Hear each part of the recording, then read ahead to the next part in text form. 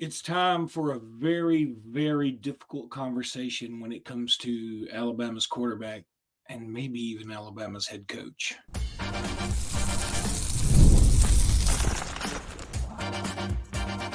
You are Locked On Bama, your daily podcast on the Alabama Crimson Tide, part of the Locked On Podcast Network, your team every day. Hey, everybody, and welcome back into Locked On Bama. Luke Robinson, that's me with the AHSA Radio Network. And Jimmy Stein normally joins me, but I can't wait. And I'm not gonna. And in fact, I'm going to unbutton this button right here to show you how serious I am. Probably should button it to show you how serious I am. Doesn't matter. That was pathetic from the top down.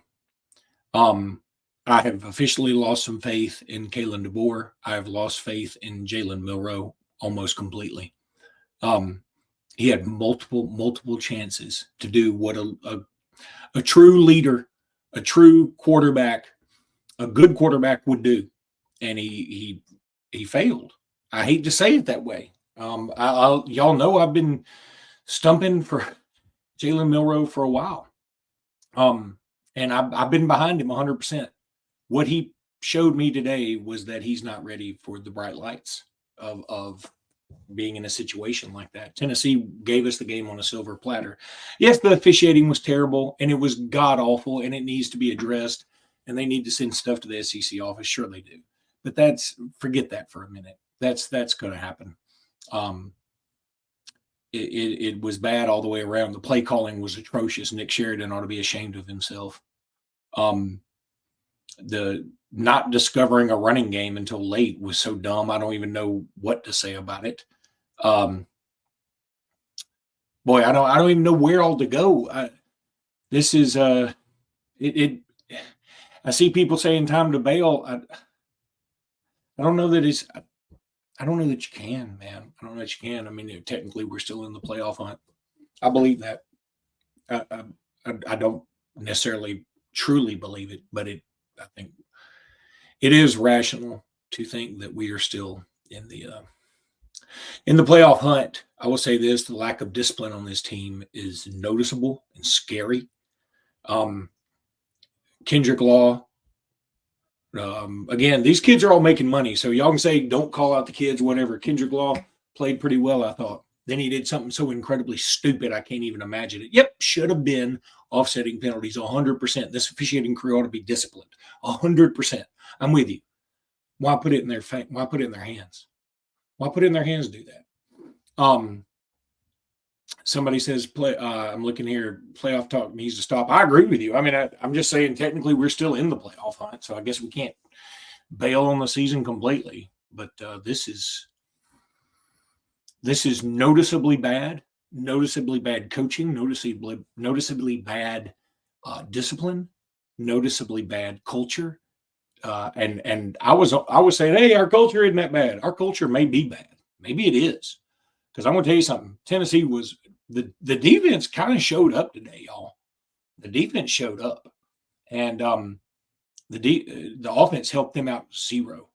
The fact that we didn't know another receiver existed outside of Ryan Williams in the first half is insane to me. I love Ryan Williams. If you read my Twitter, you know I said I love Ryan Williams like a rich grandson. I don't want anybody else catching the football unless he's being like bracketed. Maybe we can pass it to somebody else. I'm tired of it. I don't want to see any more. Let's no more dancing, no more celebrations. Let's just win some games. And right now we've lost 2 of our last 3. Y'all know how dumb that sounds for this team. We go into the state of Tennessee twice and get our butts handed to us. And frankly, I mean, it's not our butts handed to us. We stunk and made it happen. We should have won both of those games. Tennessee's not better than us. I think that's pretty clear in a lot of ways. But I think the failure was at coaching. The failure was at quarterback. The failure was just all the way around. I don't even know what to say. I think Kalen DeBoer needs a reality check.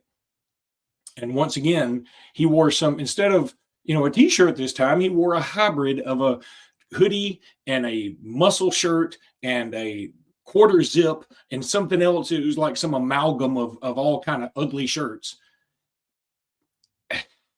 And I know that doesn't mean anything, and everybody's going to say, Luke, quit talking about his shirts. But you're going to talk about this crap when your team loses to an inferior squad. And Tennessee stunk today too. Make no bones about it. Tennessee stunk. They're not very good. They're not very good at all. All I kept thinking the whole time was, thank God we're not playing Texas today. Or if I was a Tennessee fan, I should be saying, thank God we're not playing Texas today. You know why? Texas would have run roughshod over either one of us. They would have hit deep passes. They would have made blocks. The penalties were an absolute joke. And yeah, some of them were BS, and there should have been probably some more of them on the other side. And this officiating crew stunk too. The whole game stunk. The only thing that didn't stunk was the fans. I give Tennessee fans a lot of credit. They were there and they did their thing. And so Lee Iding says, quit wasting time on Kalen. First of all, he says KB outfits. You mean Kalen DeBoer? Okay, fine. Don't listen. But I'm just telling you that he doesn't seem like a guy who's got it together. I mean, I feel the same way when I watch Hugh. I can't say anything about Hugh Freeze looking completely disheveled and giving up a big lead and not making some kind of comparison to, hey, maybe it does have to do something with the way you carry yourself. You know? I mean, Jalen Milroe had 2 chances to be the hero or the GOAT at the end of this game. Well, I mean, he had a lot more chances than that. Let's get this straight. Jalen Milroe had a lot more chances to be the hero or the GOAT, but he had 2 clear chances at the end to really be, you know, what is a Daniel Moore moment, hero or GOAT, right? And he stunk it up. His first pass to a moderately open receiver was so bad. He had a pass to Ryan Williams late in the game. Ryan Williams is wide open. I mean, who knows what Ryan Williams could do if he gets the ball in his hands? And he missed him so bad. It's almost impossible to miss him that badly. It almost looked like he was on the take. I mean, I'm not accusing him of anything. Don't get me wrong. But I'm just saying, how do you miss people that bad? I don't know. I'm just telling you, this is beyond concerning at this point. And yeah, I think we'll lose to LSU. I don't know how we're going to stop them.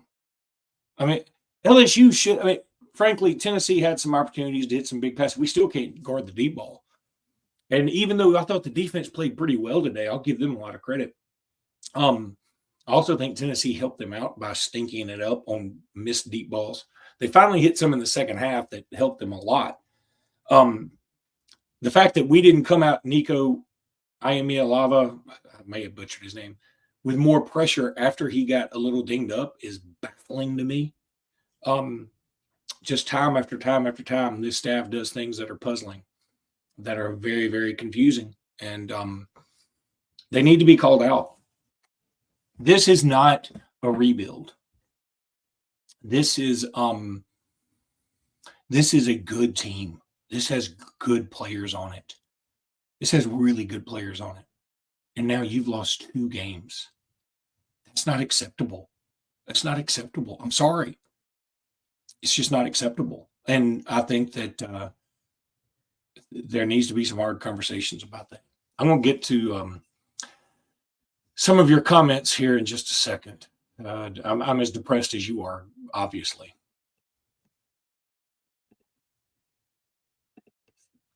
Oh, boy.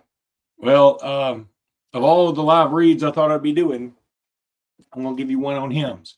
Because, you know, if your D is lagging, well, maybe you need hymns. And that's okay. There's nothing wrong with that. I mean, it's perfectly fine. Everybody understands. And, you know, guys, sometimes intimate moments happen spontaneously. And we always want to be ready so we can perform in the bedroom.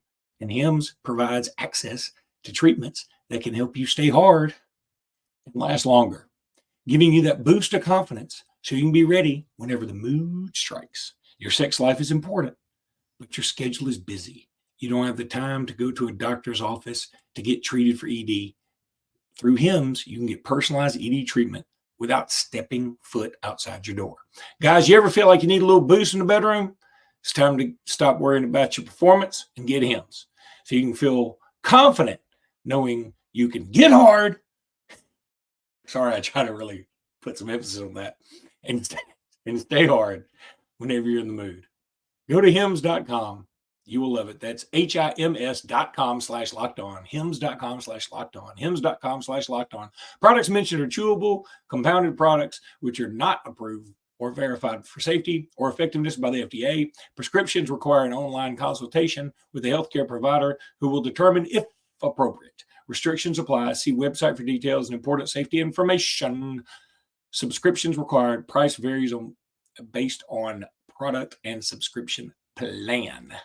Yeah, so there's that.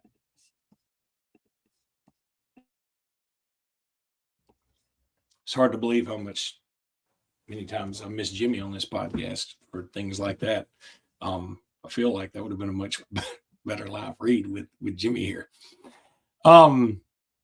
Somebody said, how can you say UT sucks when we just lost? I'm just saying they sucked today. They weren't good. This was a bad game. This was not two great teams. I mean, seriously, I'm not trying to pick on Tennessee. They aren't two good teams, clearly.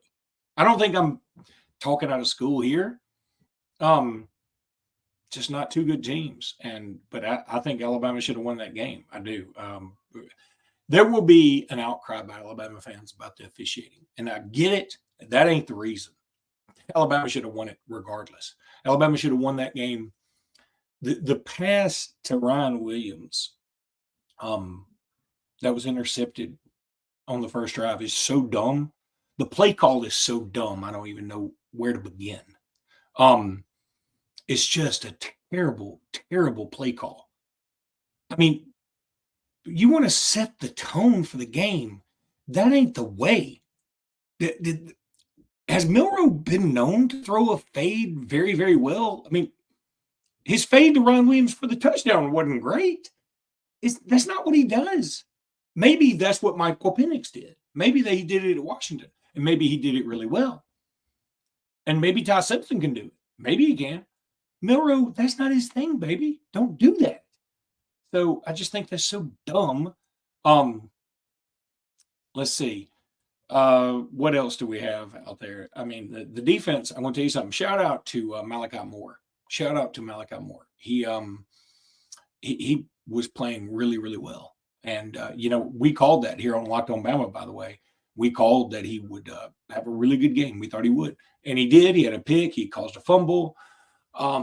Alabama had numerous opportunities, despite bad officiating, despite their own inadequacies, despite their own ineptitude, to take control of this ball game. And they just didn't do it. And I put that on the coach. I put that on the quarterback.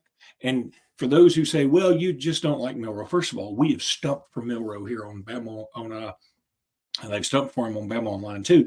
But we've stumped for him here on Locked on Bama for weeks and weeks and weeks and weeks. In the summer we did. We said he's the dude.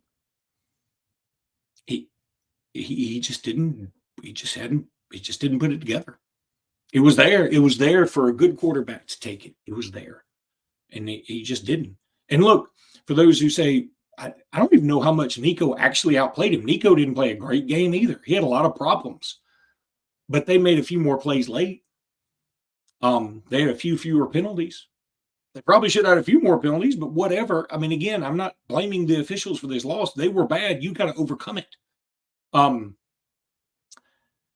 And somebody says, well, the reality is just beat LSU and Missouri and Auburn. And true. Yeah. Do you have any confidence at all in that happening? I mean, again, being negative isn't going to help. I understand. I'm just venting right now because we just lost to a team that I think we should have won against. So, I don't know, man. This team is very hard to watch right now as an Alabama fan. The penalty on Kendrick Law, again, I go back to that. That should have been offsetting. There is no doubt. Even the referee they bring in, whatever his name is, said, yeah, that should have been offsetting. I hate to see that call affect the game when the guy took a swing at Law. But, you can't lose your cool and push that dude. You just can't do it.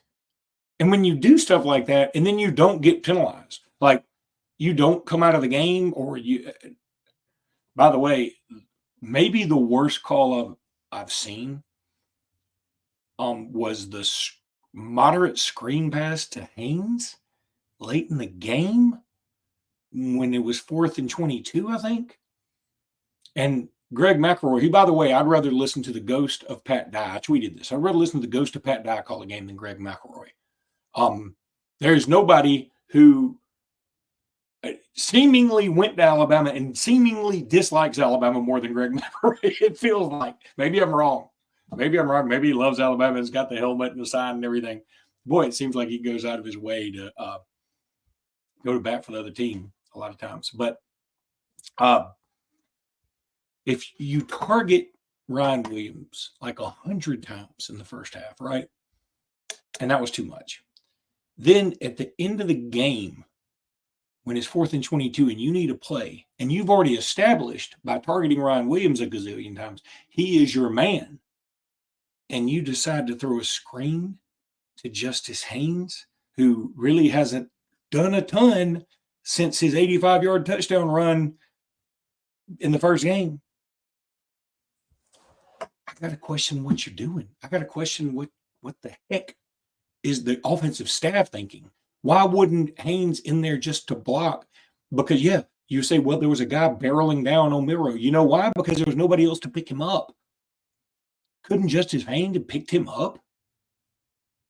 I just don't know. I'm having a hard time understanding the thought process of this of this staff, of this quarterback and this staff. And look, the hierarchy of this thing goes when you start throwing people under the bus. And I'm trying really hard not to throw people under the bus. I'm trying, but it's hard. It's also very difficult not to in this game because it feels like we were a sack. You just got a sack of rotten peaches in the road, and there are lots of buses coming, right?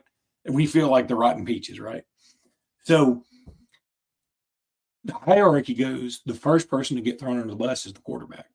Jalen Milroe is going to get thrown. Well, I guess the first person is usually some other scapegoat, like the defensive coordinator, offensive coordinator, whatever. And it's been the defensive coordinator. It's been Kane Womack, right? He's been taking all the heat.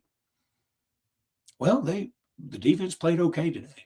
I thought they played okay. Yep, they still a more competent quarterback would have hit some deep balls. There's no doubt about it. But I thought overall the defense played okay. They did give up over 200 yards rushing in the end. That's bad. But they, again, better than I thought. They only gave up 24 points to Tennessee. And considering we gave them 3 of them late in the game, by essentially starting them off at the 30, so be it. Then it goes to the quarterback. And I think now that's where you're going to see people go. People are going to start throwing Jalen Milroe under this bus. And I hate to see it because I have stumped for him so hard. I met him last Christmas, got to talk to him. Nicest dude you ever met. You really want him to be an ambassador for your program. But it's fine to be an ambassador for the program, but you got to make the big plays when we need the big plays, right? And today he didn't make the big plays. He missed it. He was way off. And I can't believe our offensive staff didn't notice how off he was and do something about it. In the second half, we started running the ball on the first drive. Yep, we got stopped right around midfield, 4th and 2. Hey, maybe we should have gone for it. Maybe we should have. Maybe we should have run a different play than Milroe running the ball, whatever. Maybe we should have done a lot of things. But we moved the ball. We got pinned in our own territory, and we moved the ball, and then we give it right back to them and give them a 91-yard drive. Yeah, I'm going to sit here and keep complaining. So if y'all want to stick here with me, so be it. But I do, and I would love to have you stick here with me. But now I'm going to tell you about FanDuel. Hey, you like making bets on games that don't involve Alabama? Well, you should. And tomorrow, NFL fans, you can start the season with a big return on FanDuel, America's #1 sports book. So when you get a hunch in the middle of the game, you can check out the latest stats, view live play-by-play, and so much more on the same page where you place your bets. You'll get started with $200 in bonus bets. That's guaranteed when you place your first $5 bet. That's only at FanDuel.com, my man and my lady. The only place you can get this done is FanDuel.com. Go check out FanDuel. You'll love it. I feel like a lot of y'all are hate watching or watching just to see if I do another hymns live read. But I don't do another hymns live read. So, I hate to disappoint you. Do appreciate everybody who's checked in. So let me ask this. It's not happening. I want everybody to be clear. It's not happening. In the comments, what do you think about a potential quarterback change? It is not happening. Even if you want it to happen really badly, it's not happening. But let's say this, that somebody said Kalen's shirt jacket game was great today. No, I disagree. I thought that thing was not very attractive either. It was a hoodie / looked like something that belonged on Tony Soprano's cousin, quarter zip, something, whatever. I don't care. That doesn't matter. But would you want, if somebody said you have the ability out there in the comments, you tell me. If somebody said you have the ability to name the quarterback, would you put Ty Simpson out there? I don't know that I would. At this point, it's a little late in the game. Now, somebody can say, hey, take your chances, get Ty ready for next year. I don't even know that Ty's going to be the dude next year. I'm going to tell you something. I love the quarterback we got committed. I love Keelan Russell, or Keelan, however you want to say it. Somebody said, bitch, Milroe, and put in McElroy. Okay. Look, I'll take my chances with Milroe. Thank you. I was an Auburn fan, which I appreciate his listening. And I respect it because I hate listening to some of Lock on Auburn when y'all lost to Missouri today. So somebody says Ty is the guy next year. I agree. I think you let Ty still be the backup. I mean, look, let's see what happens against Missouri. But this season, I hate to say it's lost because it's a 12-team playoff. You don't know. We could get in there. But boy, it feels like a lost cause. Tell me, does anybody out there feel confident? Yeah, I feel confident we'll go to Oklahoma and win. They stink. I know I've used that adjective a lot today. And anyway, I think we'll beat Oklahoma. I think we'll beat Auburn. I don't think they'll be in good shape by the time they get to us. I think we'll beat, whatever Mercer, whatever junior college we're playing. I don't think we're beating LSU. And I don't know that we're going to beat Missouri. I just don't know. This is pretty rough stuff. And this is part of the problem of following the greatest to ever do it. You're Kalen DeBoer. I think we all could have lived with losing this game if you beat Vanderbilt. He lost his get out of jail free card with the Vanderbilt thing, right? And I think this is bad. I think things are not good. I'm really, really concerned about the direction of this program. I'm really concerned about the discipline. And again, say what you want to. Yeah, somebody said Milroe was a first rounder. I said it because I saw it on mock drafts. Shoot, there's mock drafts out there right now. Of course, they have the Raiders taking him. So that's like a fourth rounder for anybody else. I understand. But anyway, I do want to say this. If y'all want to end on some good news, that the basketball team looks really good, really fun. They whipped up on Wake Forest last night. There were 4 players that didn't play, including Aiden Sherrill, including Grant Nelson, including Latrell Reitzel. And there was one other one that didn't play, Youngblood, that didn't play. But we knew he wasn't going to play. So there's 4 dudes that were out for the scrimmage last night against Wake Forest. And Alabama still won by, 28, something like that. Big number. And almost put up 100. And, so I'm excited about that. And thank God for it. Because if the basketball team was going to be putrid after what we've just had to endure as football fans, it would be a rough year for Bama. I think the basketball team is going to be really, really good. So let's just say this. It's rough times, y'all. I don't know what to say. I didn't think it was going to be this bad, and I missed. And I'm sorry I misled y'all into being optimistic.